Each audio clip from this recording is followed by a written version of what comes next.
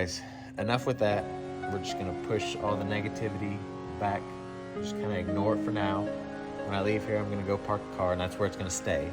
And I might crank it up once a week, just to kind of keep everything flowing until we can tear this thing back apart. But for now, the people want to see your truck. Let's go show them truck. Let's go show them what you've done. Okay, let's go. Old parts. Old parts. Okay, for all the people asking about his exhaust and everything, this is it. What are those? Those Borla Pro SX, 3-inch in and 3-inch out. So it comes down to duals into the X and out. So now it is the rear end time. He already cut and shortened the rear end. And what rear end is that? It's a 488 out of 98 Mercury Mountaineer. So you just heard it. I'm not going to repeat it because I can't. People who want to build these trucks, that's what's recommended. Or that cheaper option. A cheaper option, but it'll definitely hold. It was this side, right? Yeah. Yeah, he already cut this side. He shortened it on this side and already welded it. 3 inches? 3 inches. Shortened it 3 inches, welded it back, ground it all smooth, and he painted everything. He also got this beautiful cover. And one leaf spring came in. Still waiting on the other one. A little joke about that one earlier. But yeah. I just went back and looked at everybody's comments that want to know anything about Daniel's S10 swap build. So we're going to go through it, and here it is. Okay, so we already told you about the exhaust. Now the next thing was the oil pan. It was the oil pan. Yeah, so it's a GM part number. I don't know the part number, but it's a GM muscle car oil pan. It's made for swaps. And because this isn't the factory motor, oil pan, or anything, custom made this to protect it because it hangs down. Because it hangs down a good bit, as you can see.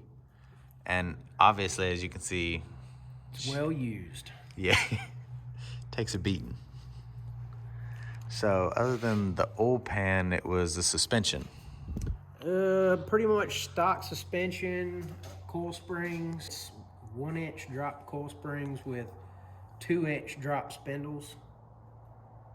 I have tubular upper control arms. Okay. That's pretty much it on the front end. The rear end was dropped 4 inches and a leaf taken out to drop it even more. So it was probably around 5 inches drop in the back and 3 in the front. Now the new leaves, are those gonna have the same amount of drop? Or you? The new leaves have 3 inches built in. They're made to drop at 3 inches without blocks or anything. So. That's right. What was you talking about as far as those cow tracks? Cow tracks. It helps you bite. So with all that in there, I'm gonna put some bigger tires, and the cow tracks kind of help the rear end stay square and true, and it helps it plant. You said you can like mimic a load on it?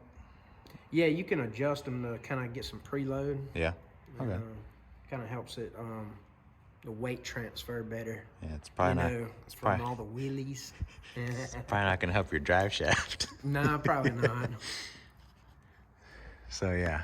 All right. What else was there? It was it ECU headers? Yeah. All right. We'll do the headers. They are Stainless Works headers. Did you have to modify these? Or that was the last pair? I didn't modify the headers, but I had to modify the frame right here because it stuck out too far. And so I just trimmed it and put a patch over it. Okay. Yeah, that looks really good because I didn't even know you modified that. Yeah, it wasn't something I was happy about. Well, I mean, is it ever? And what fuel system are you running? Do you anything It's specific? got a 255 Walbro to a Corvette fuel filter. And that's also the regulator built in. That's a single pump, right? Or is it Single double? pump. But the single pump, that's a bad dude. Yeah, it's pretty average. It can handle about 500 horsepower. Oh, we're gonna have to bump those numbers up. Yeah. Okay, what was the? Cross. All right, now the cross member Yep, custom made by Daniel himself. by me and my dad. Yes. So, I mean, it's not patent or anything, but it probably could be. yeah, and that transmission's a 6L80, so it's not very common in an S10. So that's why we made a custom cross member. And you said apparently these oil pans have a common leaking issue. Yes, for some reason I've talked to a few people and they have the same problem I do. So just FYI, if you do buy the muscle car oil pan, they're probably going to leak. So probably stick to a Holly oil pan or something like that. On the headers, he had to trim both sides, not just one side. This side, not as much, just a minute amount. Okay.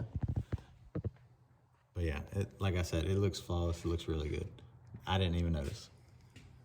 This is where the oil filter is.